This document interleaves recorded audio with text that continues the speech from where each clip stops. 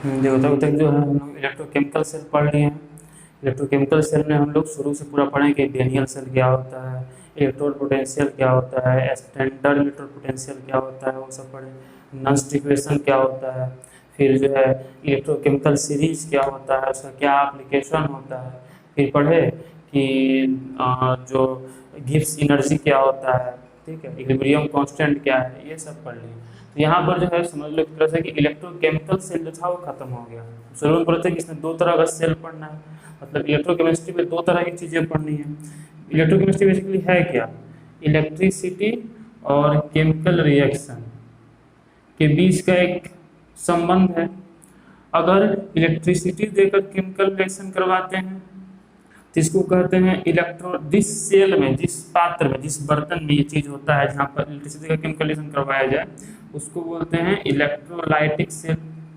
और जहाँ पर केमिकल रिएक्शन करके इलेक्ट्रिसिटी प्रोड्यूस किया जाए उसको कहा जाता है इलेक्ट्रोकेमिकल सेल। तो हम लोग जो है इलेक्ट्रोकेमिकल सेल पढ़ चुके हैं। अब हम लोग को पढ़ना है इलेक्ट्रोलाइटिक सेल के बारे में। इलेक्ट्रोकेमिकल सेल के बारे में डिटेल से हर चीज़ पढ़ चुके हैं, कुछ भी चीज़ बाकी नहीं रहा है। तो अब पढ़ना है इलेक्ट्रोलाइटिक, मतलब सेकेंड हाफ जो चैप्टर का है वो स्टार्ट होगा। समझ सकते हैं कि हाफ चैप्टर जो है कंप्लीट हो गया है, हाफ चैप्टर अब शुरू होगा। उसके पहले कुछ बेसिक बातें पता होनी चाहिए, जैसे कि इलेक्ट्रोलाइट्स। इलेक्ट्रोलाइट्स किसे कहा जाता है, बहुत बेसिक बात है, बस सुन नहीं पढ़ो, नहीं पढ़े तो सुन लो।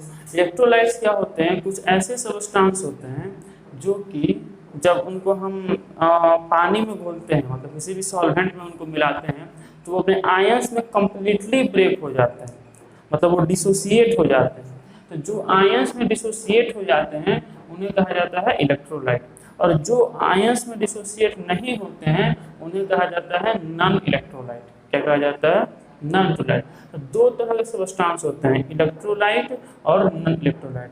जो सब्सटेंस अपने आयंस में ब्रेक हो जाते हैं उन्हें कहा जाता है इलेक्ट्रोलाइट। जैसे जैसे मान लो कि NaCl है, NaCl आयंस में ब्रेक हो जाता है और क्या बन जाता है Na+Cl-। तो इसको क्या बोलेंगे, इलेक्ट्रोलाइट, आयन में ब्रेक हो जा रहा है।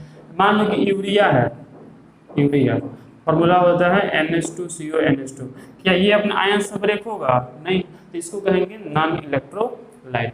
ऐसे ही बोल सकते हैं इसको एक तरह से कि वैसे सब्सटेंस जो अपने एक्वस मीडियम में, मतलब जब उसको पानी से हम मिला दें उसका एक्वस मीडियम बनाए, जो अपने एक्वस मीडियम में या मोल्टेन स्टेट में, पिघली हुई अवस्था में इलेक्ट्रिसिटी को कंडक्ट करते हैं उन्हें कहा जाता है इलेक्ट्रोलाइट।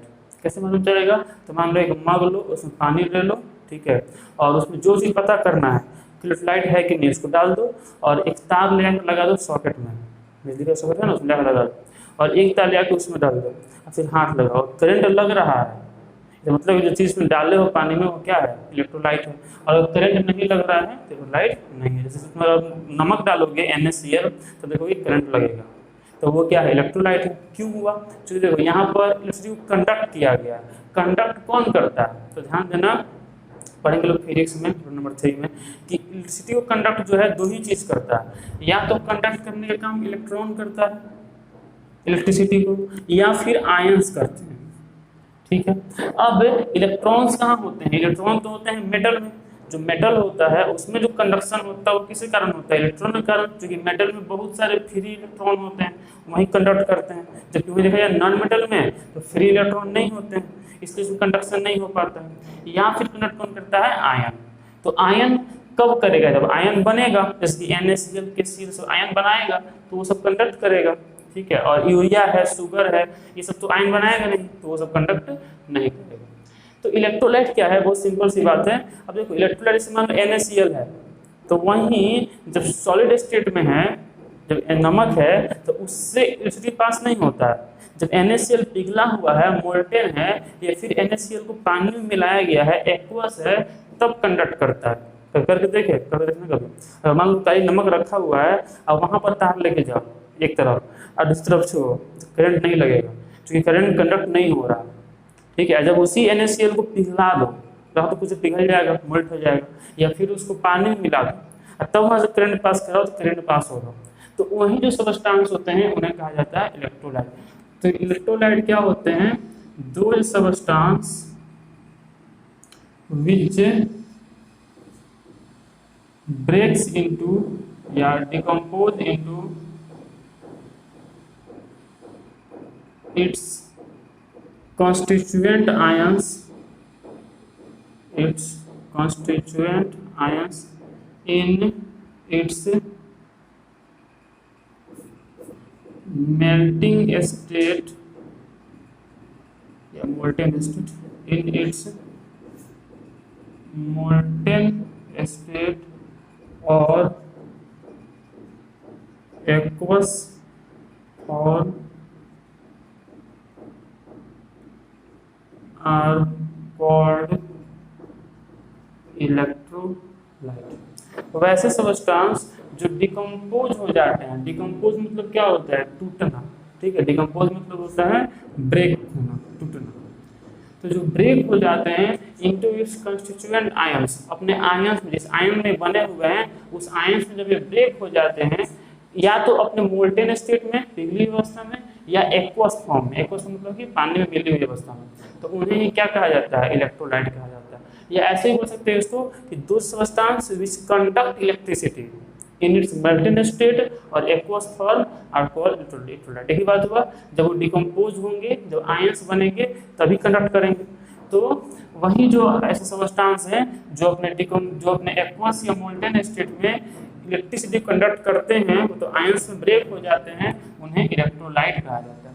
अब इलेक्ट्रोलाइट भी दो टाइप का होता है, ठीक है, इलेक्ट्रोलाइट होता है कितने टाइप का, दो type. There are two types of electrolyte, दो तरह के इलेक्ट्रोलाइट होते हैं। कौन कौन? एक होता है स्ट्रॉन्ग इलेक्ट्रोलाइट, एक होता है स्ट्रॉन्ग इलेक्ट्रोलाइट, और दूसरा होता है वीक इलेक्ट्रोलाइट। एक होता है स्ट्रॉन्ग इलेक्ट्रोलाइट और दूसरा कौन होता है, वीक इलेक्ट्रोलाइट। इलेक्ट्रोलाइट क्या है, समझे कि जो अपने आयंस में ब्रेक हो जाएगा उसी को इलेक्ट्रोलाइट कहेंगे। अब दो तरह के हैं, स्ट्रॉन्ग और वीक।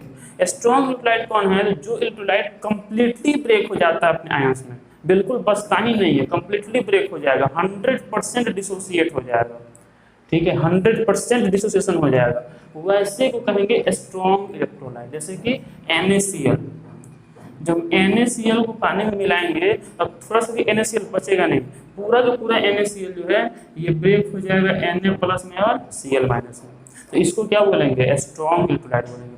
वैसे इलेक्ट्रोलाइट जो 100% क्या हो जाते हैं, डिकम्पोज हो जाते हैं, डिसोसिएट हो जाते हैं, उन्हें कहा जाता है स्ट्रॉन्ग इलेक्ट्रोलाइट। जबकि वीक इलेक्ट्रोलाइट कौन होगा, तो वैसे इलेक्ट्रोलाइट जो 100% डिसोसिएट नहीं होते हैं, जैसे एसिटिक एसिड, जैसे एसिटिक एसिड है, ठीक है, फॉर्मूला होता है CH3COOH। जब इसको हम पानी मिलाएंगे तो ये 100% नहीं टूटेगा, 60%, 40% जितना भी टूटे, लेकिन 100% ब्रेक नहीं होगा। 100% एसिटिक एसिड है, हालांकि ये टूटेगा तो बनेगा CH3COO- और बनेगा H+, लेकिन ये 100% नहीं टूटेगा, तो इसको क्या कहेंगे, इसको कहेंगे वीक इलेक्ट्रोलाइट। सॉरी, वीक का स्पेलिंग है वीक इलेक्ट्रोलाइट, ठीक है। तो इलेक्ट्रोलाइट हुआ दो टाइप का, एक कौन हुआ, स्ट्रॉन्ग इलेक्ट्रोलाइट, और एक हुआ वीक इलेक्ट्रोलाइट। स्ट्रॉन्ग इलेक्ट्रोलाइट कौन है, तो those electrolytes which completely dissociates, completely मतलब 100% dissociates into its constituent ions are called strong electrolyte. Example में क्या हो जाएगा, जितना भी strong acid, strong base, strong salt है वो सब स्ट्रॉन्ग इलेक्ट्रोलाइट है। जैसे कि NaCl सॉल्ट है, HCl स्ट्रॉन्ग एसिड है, hydrochloric acid, H2SO4 strong acid है, sulphuric acid, HNO3 strong acid है, nitric acid, NaOH strong base है। तो ये सब जो भी चीजें हैं जो 100% डिसोसिएट हो जाते हैं, बिल्कुल भी बचते नहीं है, उन्हें कहा जाता है स्ट्रॉन्ग इलेक्ट्रोलाइट। वीक इलेक्ट्रोलाइट कौन है, तो those electrolyte which does not dissociate completely into their constituent ions। इसका एग्जाम्पल क्या हो जाएगा, क्या लिखे, those electrolyte which does not dissociate completely, वैसे इलेक्ट्रोलाइट जो कम्प्लीटली डिसोसिएट नहीं होते हैं अपने कॉन्स्टिट्यूएंट आयन में, उन्हें कहा जाता है वीक इलेक्ट्रोलाइट। जैसे कि एसिटिक एसिड CH3COOH, या फिर अमोनियम हाइड्रोक्साइड NH4OH। हालांकि इनके बारे में डिटेल से पढ़ना था इक्विलिब्रियम चैप्टर में, अगर नहीं पढ़े तो पढ़ाएंगे तो दोबारा पढ़ लेना, ये सब डिटेल से वहाँ पढ़ना है, कौन स्ट्रॉन्ग होता है कौन वीक होता है। अभी के बस हम बता रहे इतना कि इलेक्ट्रोलाइट कौन है, तो वैसे सब्सटेंस जो अपने आयन से ब्रेक हो जाते हैं, मतलब जो इलेक्ट्रिसिटी कंडक्ट करते हैं किस स्टेट में, मोल्टन स्टेट में, मतलब पिघली हुई अवस्था में या एक्वस फॉर्म में, उन्हें क्या कहा जाता है, इलेक्ट्रोलाइट। उसमें से कुछ ऐसे होते हैं जो कम्प्लीटली ब्रेक हो जाते हैं, जो कम्प्लीटली ब्रेक हो जाते हैं मतलब 100% डिसोसिएशन हो जाता है, उनको कहा जाता है स्ट्रॉन्ग इलेक्ट्रोलाइट। और जो 100% नहीं टूटते हैं, कुछ बच जाते हैं, सब नहीं टूटते हैं आयंस में अपने, उन्हें कहा जाता है वीक इलेक्ट्रोलाइट। इसको लिख लो।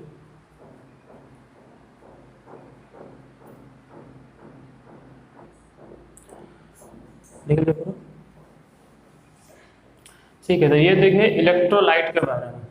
अब ऐसे ही कुछ सब्सटेंस ऐसे होते हैं जो अपने आयंस में बिल्कुल ही ब्रेक नहीं होते हैं। जैसे इसमें क्या था, कुछ ब्रेक हो रहा था कुछ परसेंटेज, और कुछ परसेंट ब्रेक नहीं हो रहा था। जो 100% ब्रेक हो जाता है उन्हें कहा जाता है स्ट्रॉन्ग इलेक्ट्रोलाइट, और जो 100% ब्रेक नहीं होता है उन्हें कहा जाता है वीक इलेक्ट्रोलाइट। लेकिन कुछ सब्सटेंस ऐसे हैं जो बिल्कुल ही ब्रेक नहीं होते हैं आयंस में, जिनको अगर हम पानी में मिला दें या उनका अगर मोल्टेन स्टेट लें, पिघली हुई अवस्था, तो बिल्कुल ही कंडक्ट नहीं करेगा इलेक्ट्रिसिटी को। तो वैसे जो सब्सटेंस होते हैं उन्हें कहा जाता है नॉन इलेक्ट्रोलाइट। क्या कहा जाता है उन्हें, नॉन इलेक्ट्रोलाइट।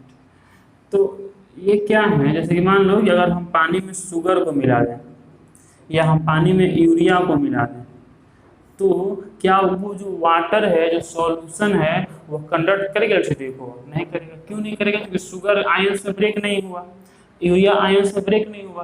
तो वैसे जो सब्सटेंस है जो आयन से ब्रेक नहीं होते हैं और जिनका सॉल्यूशन या जिनका मोल्टेन स्टेट इलेक्ट्रिसिटी कंडक्ट नहीं करता है, उन्हें कहा जाता है नॉन इलेक्ट्रोलाइट। तो क्या लिखेंगे, those substance which does not dissociate into their ions in aqueous medium are called non-electrolyte। वैसे सब्सटेंस जो अपने आयंस में ब्रेक नहीं होते हैं अपने एक्वस मीडियम में, उन्हें क्या कहा जाता है, नॉन इलेक्ट्रोलाइट कहा जाता है। या ऐसे भी लिख सकते थे इसको, वह substance which does not conduct electricity in their aqueous solution are called non electrolyte. अब निश्चित रूप से आयंस में ब्रेक नहीं होगा, कंडक्ट कैसे करेगा, नहीं करेगा, तो उसे कहेंगे नॉन इलेक्ट्रोलाइट। इसका एग्जाम्पल क्या हो जाएगा, इसका एग्जाम्पल हो जाएगा यूरिया, ग्लूकोज, ये सब इसका एग्जाम्पल हो जाएगा। जो भी कंडक्ट नहीं करता है वो इसका एग्जाम्पल हो जाएगा। तो अभी हम देखेंगे सब्सटेंस हो सकते हैं दो टाइप के, या तो हो सकते हैं इलेक्ट्रोलाइट या हो सकते हैं नॉन इलेक्ट्रोलाइट। जो सब्सटेंस अपने आयन से ब्रेक हो जाते हैं और इलेक्ट्रिसिटी कंडक्ट करते हैं उन्हें कहा जाता है इलेक्ट्रोलाइट, और जो अपने आयन से ब्रेक नहीं होते हैं और इलेक्ट्रिसिटी कंडक्ट नहीं करते हैं उन्हें कहा जाता है नॉन इलेक्ट्रोलाइट। उसमें देखें जो इलेक्ट्रोलाइट है उसमें से कुछ ऐसे हैं जो कम्प्लीटली ब्रेक हो जाते हैं और कुछ ऐसे हैं जो कुछ ब्रेक होते हैं। जो कम्प्लीटली ब्रेक हो जाते हैं उन्हें कहा जाता है स्ट्रॉन्ग इलेक्ट्रोलाइट, और जो कम्प्लीटली ब्रेक नहीं होते हैं उन्हें कहा जाता है वीक इलेक्ट्रोलाइट। ठीक है, अब हम लोग जो है इसको लिख लो, पहले इसको लिख लो। ठीक है, तो अभी तक जो है इलेक्ट्रोलाइट क्या होता है देख लिए, और नॉन इलेक्ट्रोलाइट क्या होता है देख लिए। अब ये चीज मान लीजिए बेसिक इंट्रोडक्शन था इन सब चीज़ों का। अब एक इम्पोर्टेंट प्रोसेस जिसको बोलते हैं इलेक्ट्रोलाइसिस। इलेक्ट्रोलाइसिस मतलब क्या होता है, देखो ये बना है दो शब्द से।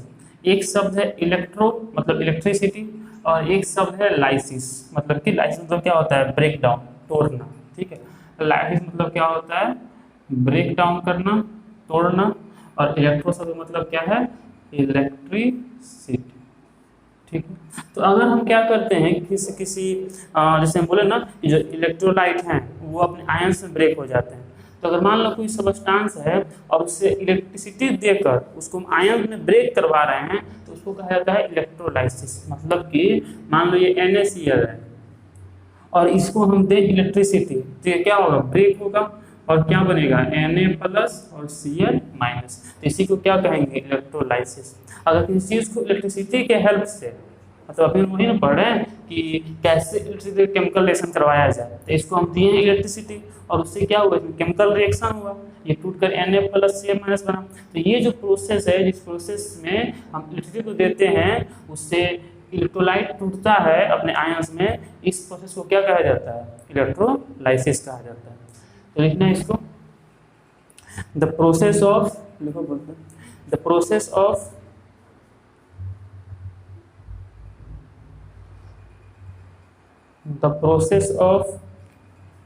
क्या लिख देते हैं, the process of breakdown of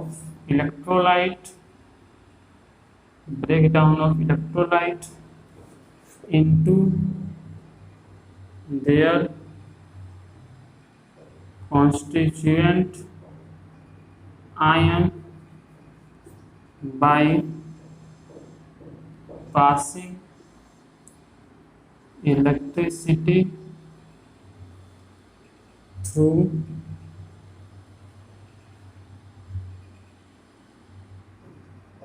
their solution is called electrolysis। देखो पड़ेगा, the process of breakdown of electrolyte into their constituent ion by passing electricity through their solution is called electrolysis। मतलब कि अगर कोई भी इलेक्ट्रोलाइट के थ्रू हम electricity देकर उसको आयन में ब्रेक करवा रहे हैं तो उस प्रक्रिया को, उस प्रोसेस को क्या कहा जाता है, इलेक्ट्रोलाइसिस कहा जाता है। ध्यान सुनिएगा, इलेक्ट्रोलाइसिस क्या होता है, जब हम इलेक्ट्रिसिटी देकर किसी इलेक्ट्रोलाइट को उसके आयंस में ब्रेक करवाते हैं तो उस प्रोसेस को क्या कहते हैं, इलेक्ट्रोलाइसिस। ठीक है, अब कहीं ना कहीं हम उसको देंगे, कोई ना कोई कंटेनर होगा, कोई ना कोई बर्तन होगा जहाँ पर हम उसको देंगे इलेक्ट्रिसिटी और उससे वो आयन में ब्रेक होगा।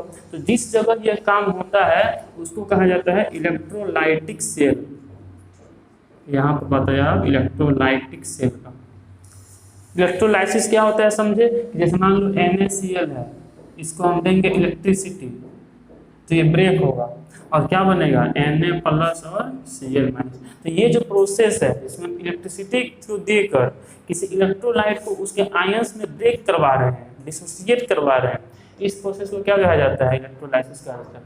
The process of break down of electrolyte, electrolyte को ब्रेक करवाना, यह ज़्यादा सही है, डिसोसिएट करवाना, तोड़ना, इनटू देयर कॉन्स्टिट्यूएंट आयन, इसके आयंस में, by passing electricity through their solution, इसके सॉल्यूशन से इलेक्ट्रिसिटी पास करके इसके आयंस में जो तोड़ने की प्रक्रिया है उसको क्या कहा जाता है, इलेक्ट्रोलाइसिस कहा जाता है। और जिस जगह, जिस कंटेनर में, जिस सेल में ये रिएक्शन करवाया जाता है इलेक्ट्रोलाइसिस का, उसको कहा जाता है इलेक्ट्रोलाइटिक सेल। तो लिख सकते the container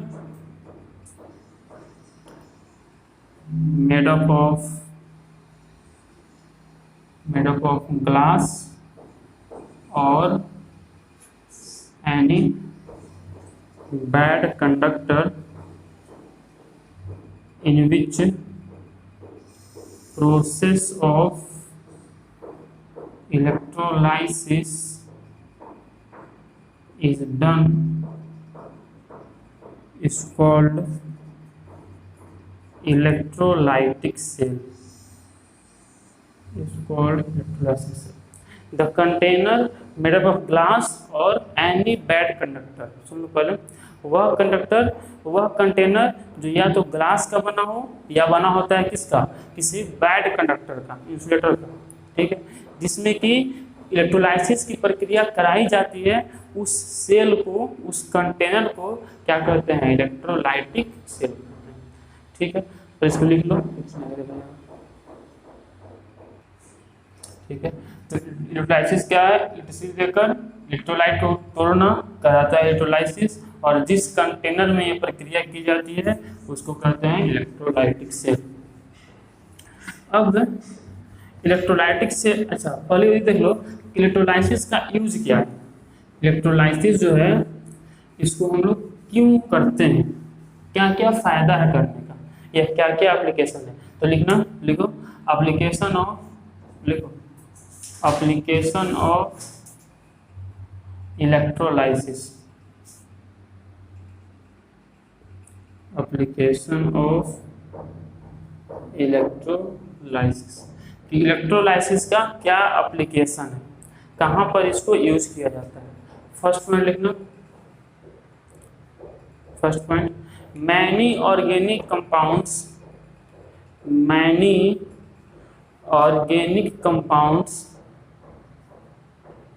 many organic compounds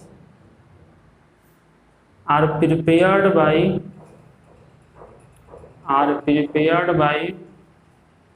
this process, are prepared by this process। मतलब कि बहुत सारे ऑर्गेनिक कंपाउंड जो हैं इलेक्ट्रोलाइसिस से प्रिपेयर किए जाते हैं। कैसे, जैसे कि मान लो कि अगर एथाइल एसीटेट है CH3COO-C2H5, जब इसको भी हम इलेक्ट्रिसिटी देंगे तो ये भी टूट जाएगा, और टूट के या फिर इसको H2O के प्रेजेंस में, मतलब इसके सॉल्यूशन बनाकर और उसमें देंगे जब इसको इलेक्ट्रिसिटी तो ये ब्रेक हो जाएगा और ये बन जाएगा CH3COOH, पढ़े हुए थे इसको हम लोग, फर्स्ट रिएक्शन है ये, और प्लस क्या बन जाएगा C2H5OH।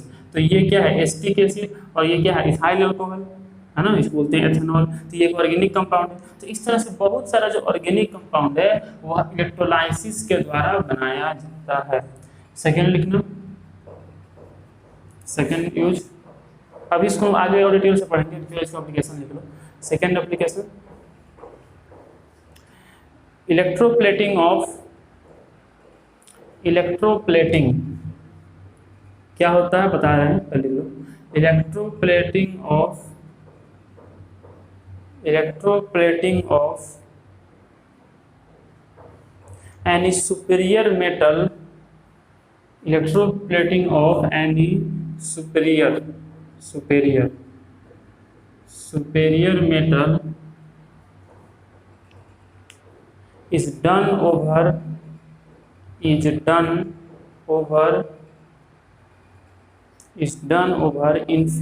metal, is done over inferior metal by this process, inferior metal by this process, inferior metal by this process। Next, अब इसको समझ लो क्या है इलेक्ट्रोप्लेटिंग, मतलब क्या होता है। देखो कि जो साइकिल का हैंडल होता है या जो बाइक का हैंडल होता है जब चमकते रहता है, शाइनिंग रहता है उस पर, क्यों, जब क्यों बना होता है लोहा का, तो लोहा एक इंफीरियर मेटल है। देखो लोहा में मजबूती है इसलिए पर लोहा बना हुआ है, लेकिन लोहा में जंग लग सकता है, रस्टिंग हो सकता है। हाँ, रस्टिंग से याद आया थी, रस्टिंग ऑफ आयरन जो है यह एक प्रोसेस है, एक कंपाउंड का नाम नहीं है। तो रस्टिंग ऑफ आयरन एक रिएक्शन है। कैसे होता है, तो जो आयरन होता है वो एटमॉस्फेयर में जो वाटर है और जो ऑक्सीजन है उससे रिएक्शन कर लेता है। रस्टिंग में क्या होता है कि जो आयरन का सरफेस है वो एटमॉस्फेयर में बहुत सारा एयर में जो है ऑक्सीजन है और साथ में क्या है, वाटर है, उससे रिएक्शन कर लेता है और बनाता है Fe2O3 into XH2O। इसी, ये ब्राउन कलर का होता है और इसी को बोलते हैं रस्ट, जंग। यही लोहा के ऊपर होता है और इसको जंग बोलते हैं। और ये प्रोसेस है, ये रिएक्शन है रस्टिंग ऑफ आयरन। ये हम लोग पढ़ेंगे इसी चैप्टर में, लास्ट टॉपिक है कोरोजन, उसमें हम लोग इसको और विस्तार से पढ़ेंगे। इसी को जंग बोलते हैं, इसी को रस्ट बोलते हैं, जो कि ब्राउन कलर का होता है। देखे होंगे कि लोहा के ऊपर ब्राउन कलर का होता है, यही जंग होता है। Fe2O3 into X, X मतलब कि 2H2O, 3H2O, 4H2O कुछ भी हो सकता है, तो उसी को रस्ट बोलते हैं। तो आयरन जो है वो सुपीरियर मेटल है, मतलब आयरन जो है एक मतलब कि उसमें हार्डनेस बहुत ज़्यादा है, लेकिन उसमें जंग लग सकता है। तो जंग से बचाने के लिए उसके ऊपर क्या किया जाता है, क्रोमियम का परत चढ़ाया जाता है। क्रोमियम भी एक मेटल है, लेकिन ये जंग से ये मतलब इसमें रस्टिंग नहीं होता है, यह वाटर से ऑक्सीजन से रिएक्शन नहीं करता है, तो और ये चमकदार भी होता है। तो इसलिए आयरन के ऊपर इसका इलेक्ट्रोप्लेटिंग किया जाता है, इसका परत चढ़ाया जाता है। मतलब जो बना हुआ है हैंड साइकिल का हैंडल या बाइक का हैंडल, वो क्रोमियम का नहीं बना हुआ है, बना हुआ है लोहा का, लेकिन उसके ऊपर परत चढ़ाया गया है किसका, क्रोमियम का, ताकि उसमें मजबूती भी रहे आयरन के कारण, और क्रोमियम के कारण उसमें चमक रहेगा और वो रस्ट से बचे रहेगा। तो इसको कहते हैं इलेक्ट्रोप्लेटिंग। किसी इंफीरियर मेटल के ऊपर सुपेरियर मेटल का जो परत चढ़ाने की प्रक्रिया है, इसको कहते हैं इलेक्ट्रोप्लेटिंग, जो कि इलेक्ट्रोलाइसिस के द्वारा किया जाता है। कैसे किया जाता है आगे हम देखेंगे, उसमें किया जाता है। कोई इंफीरियर मेटल है, इसके ऊपर सुपेरियर मेटल का हम कवर कर सकते हैं, इलेक्ट्रोप्लेटिंग कर सकते हैं। थर्ड लिखना, third, many chemical compounds, many chemical compounds, many chemical compounds such as H2O2 मतलब hydrogen peroxide, such as H2O2 hydrogen peroxide, देखो लिखे हैं यहाँ पे H2O2, comma chlorine, comma NaOH are manufactured by this method, are manufactured by this process, are manufactured by this process, are manufactured by this process। ठीक है, next fourth point, purification of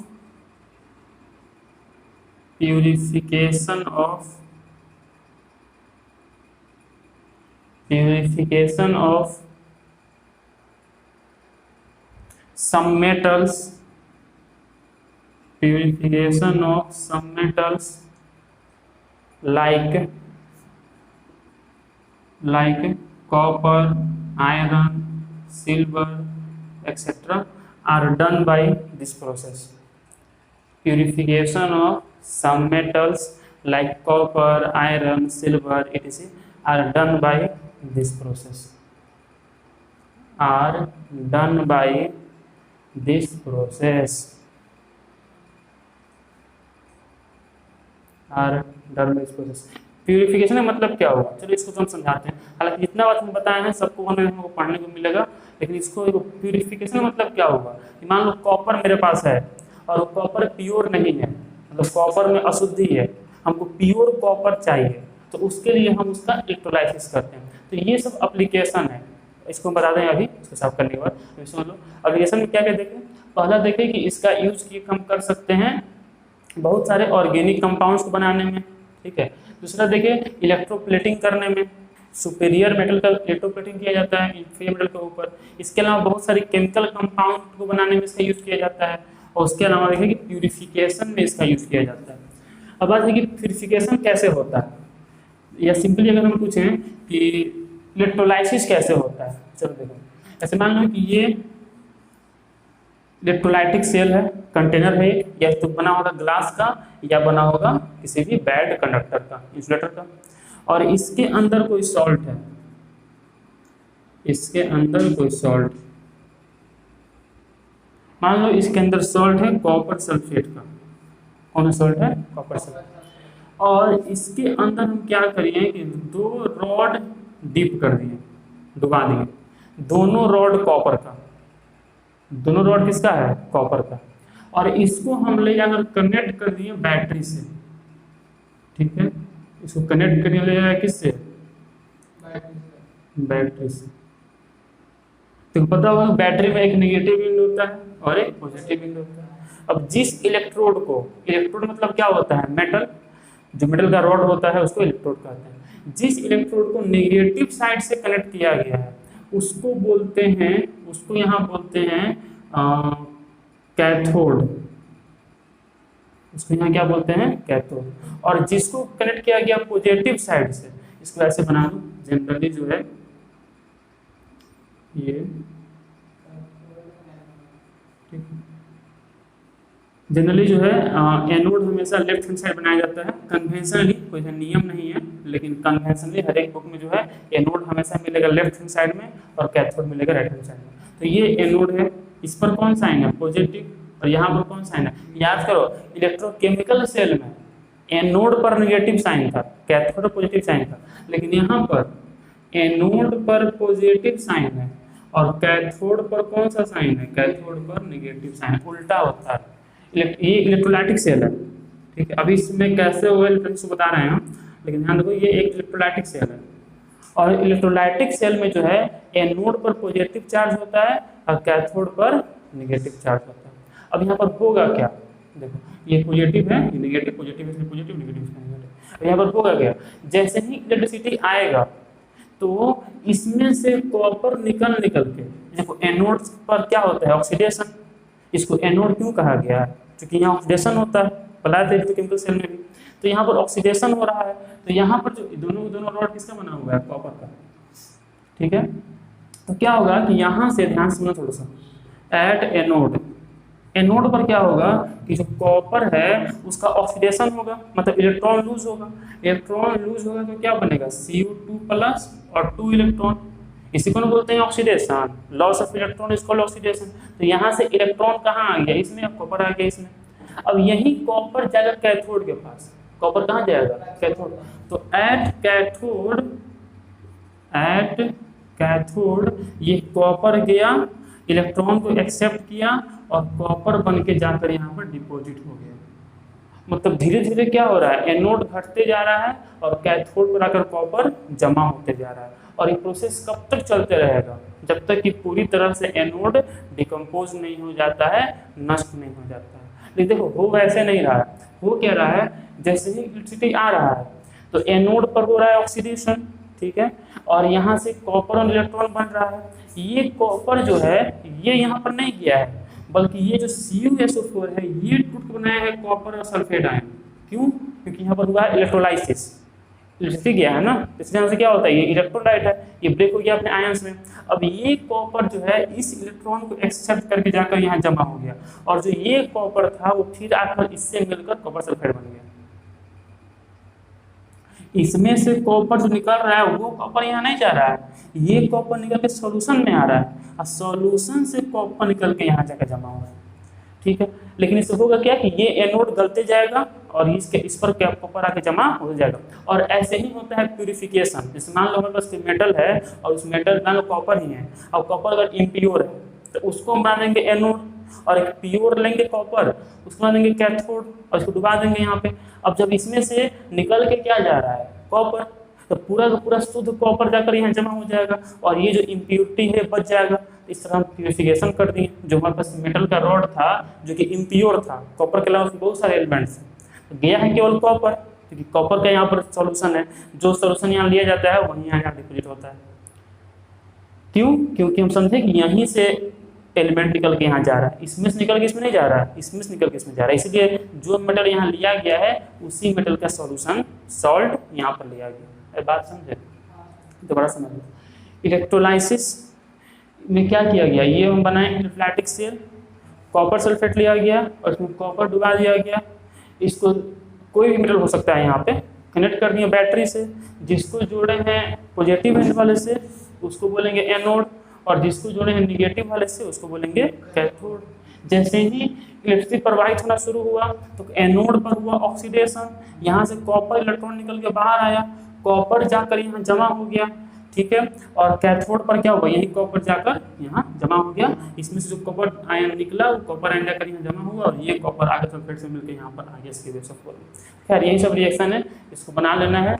next class में पढ़ेंगे हम लोग Faraday's. ये जो electrolysis है इससे संबंधित फैराडे ने 2 नियम दिए, इसको बोलते हैं फैराडेज लॉ ऑफ इलेक्ट्रोलाइसिस। तो बहुत इंपॉर्टेंट है वो, खासकर बोर्ड के लिहाज से, तो वो पढ़ा जाएगा नेक्स्ट क्लास में। इसको लिख लो तब तक।